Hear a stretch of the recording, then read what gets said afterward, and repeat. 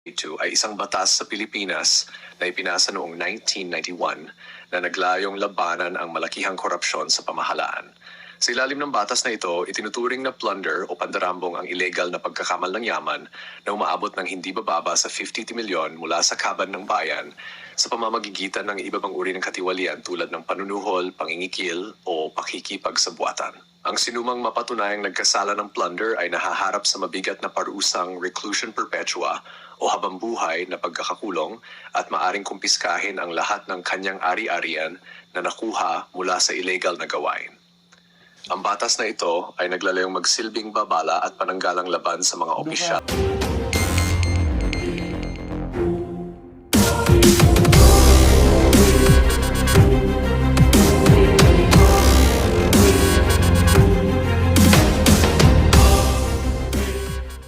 Katiwalian. Sa kabila ng mga testimonya at dokumentong isinampa, hindi napatunayan ng prosekusyon ang sabwatan ni Enrile kay Napoles sa paglustay ng pondo ng pamahalaan. Ang desisyon ay nagdulka-dismaya at galit, lalo na't ang pork barrel scam ay isa sa pinakamalaking iskandalo ng korupsyon sa kasaysayan ng bansa. Para sa ilang netizens, ang desisyon ay simbolo ng pagkakaroon ng hindi pantay na hustisya kung saan ang mga makapangyarihan ay tila nakakahanap ng paraan upang makaiwas sa parusa. Ang mga social media platform ay napuno ng mga komento na nagpapakita ng pagkawala ng tiwala ng ilan sa sistema ng hustisya ng bansa. Gayunpaman, may mga ilan ding nagpahayag ng pagsang-ayon sa desisyon, sinasabing ang korte lamang ang may kakayahang maghatol batay sa ebidensya. Ang controversial na hatol na ito ay muling nagpaalab sa usapin ng accountability sa pamahalaan at sa mga may mataas na posisyon sa lipunan. Magbigay tayo ng reaksyon pagkatapos nito. Good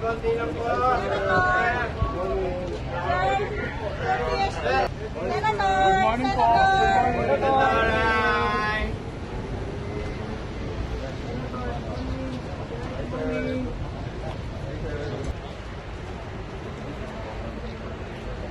Clear niya. Ater, kumakain.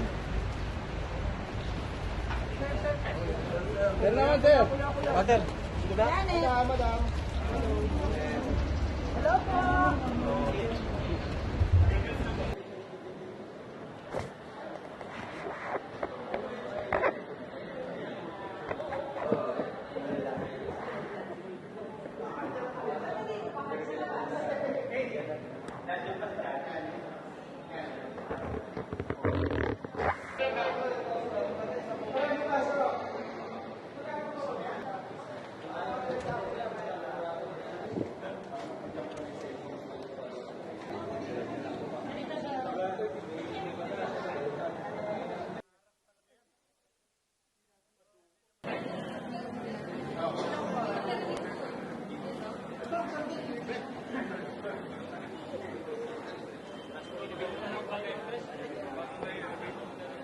Sino bang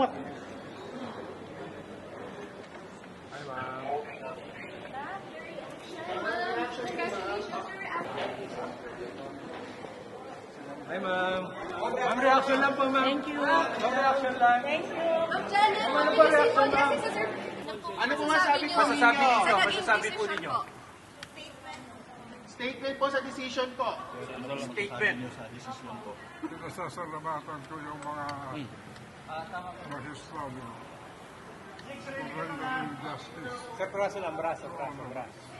What does this acquittal mean for you, Senator? Huwag tutulak. Alam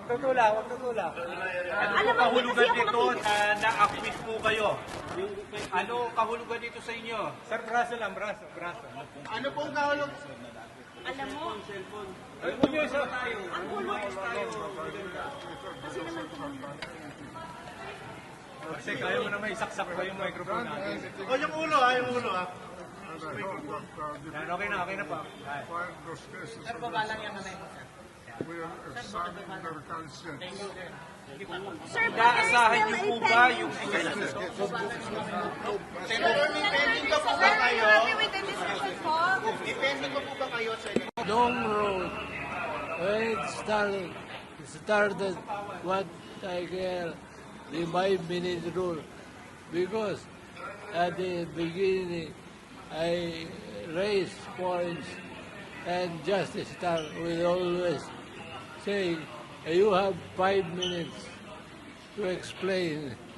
And all those motions were denied. But now, ultimately, we are vindicated. It was a long road, and JB is acquitted, including Jessica Reyes. God is good. Thank you, thank you. Sa lahat na nagdasal, thank you very much. So, yun po. Nagpapasalamat si ngayon na Secretary Juan Ponce Enrile. Ako, naniniwala pa rin na may gumagana ang hustisya natin ngayon. Kasi, ang ano dyan is, yung proof beyond reasonable doubt.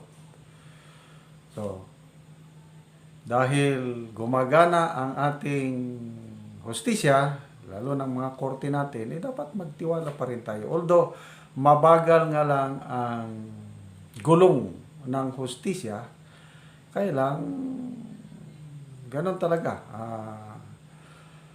So, kung gumagana ang ating hustisya, mapunta na tayo sa ICC.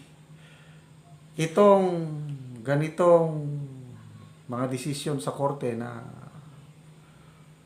lumalabas na may nahihintay tayong hustisya. Isa pa, yung conviction naman ng mga pagkamatay ng isang estudyante sa UST ba yun? Yung na-convict ang 10 dahil sa hazing fraternity. Lahat ng mga ito, palatanda na gumagana ang hustisya. Isa pa, yung bagong balita ngayon, yung Enzo Pastor, yung pagkamatay ng isang car race driver ata yun, pastor, ang pinaghinalan yung wife niya, dating wife, nagdesisyon ang Korte Suprema na inireinstate yung warrant of arrest kasi dinismiss ng Court of Appeals. Inelevate, napunta sa Korte Suprema, nagdesisyon ang Korte Suprema. Yung mga ganun ba, na mga kahit matagal, lumalabas pa rin. So, magtiwala tayo sa ating hustisya na gumagana at balik tayo sa ICC. Ito ang magpapatunay na hindi dapat makialam ang ICC, yung International Criminal Court sa ating bansa, lalo na sa war on drugs nung panahon ni PRRD.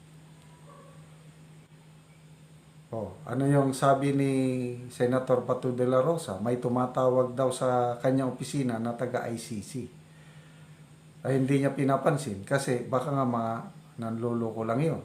But then, malakas yung ugong-ugong na darating at darating. Kasi may mga nangungumbinsi na mga opisyalis ngayon, kinukumbinsi ang mga police officers na mag-testify against the Duterte administration sa alleged extrajudicial killings. So, sana hindi darating yung panahon na nandyan na lang yung warrant of arrest ng ICC laban kay dating Pangulong Duterte, laban kay Senator Bato de la Rosa at may 3 pang police generals. Kung may kaso man, dito isampa sa Pilipinas. At paulit-ulit, sinasabi ni PRRD, sinasabi ni Senator Bato at iba pang handa silang harapin ang anumang kaso na isampa dito sa korte sa Pilipinas. Bakit makialam pa yung ICC? So ito naman ating gobyerno, sana they must be true to their words. Kasi nagsabi na po ang Pangulo na walang jurisdiction ang ICC sa Pilipinas. Paulit-ulit na lang niyang sinasabi. Sana this time, magpakatotoo ang Pangulo na hindi mag-cooperate ang Philippine government, whatever form, sa ICC. Kung minsan nakakatakot, kung minsan yung mga cabinet secretaries nagsasabi na pwede daw yung Interpol, pwede daw ang Interpol, ang International Police ba, pwede daw yun ang humuli, mag-aresto. Bakit? Ano? So sana maging katulad doon sa saan ba yun? Russia. May warrant of arrest si President Putin. Dahil siyang incumbent president, wala. Nagbisita si President Putin sa Mongolia. Ang Mongolia, member ng ICC. Dapat sana ang Mongolia dinakip. Dapat sana hinuli na si President Putin sa Mongolia. Kailan? Wala lang din. Pinabayaan. So, anong ibig sabihin nun? Yun. Walang ngipin ang ICC. Pwede siyang mag-desisyon ng ganyan. Pwedeng mag-issue ng warrant of arrest. Kailan wala siyang police power. Yun ang masaklap. Katulad din yung PCA, yung Permanent Court of Arbitration, na kung saan nanalo tayo sa Pilipinas laban sa China, yung mga pinag-aagawang teritoryo ba yun, o mga shoal, reef, sovereign rights, nanalo tayo. Kaya lang, sinong mag-implement sa panalo? Ayaw sumunod, ayaw kilalanin ng China na isang superpower yan, isang superpower. Sino ngayon ang mag-implement? Wala. Kaya, ganun po ang reality. Permanent Court of Arbitration, wala mang police powers. International Criminal Court, wala namang police power. So, congratulations sa mga na-acquit. Ganyan talaga ang gulong ng hustisya. At buhay na buhay, magtiwala po tayo sa hustisya sa ating bansa. Kung mabagal man, that's reality. Hintayin natin na gumulong ang hustisya hanggang makarating sa Supreme Court, dahil ang Supreme Court talagang it remains a bastion of justice na kakampi ng mga naapi. Proof beyond reasonable doubt ang kailangan niyan.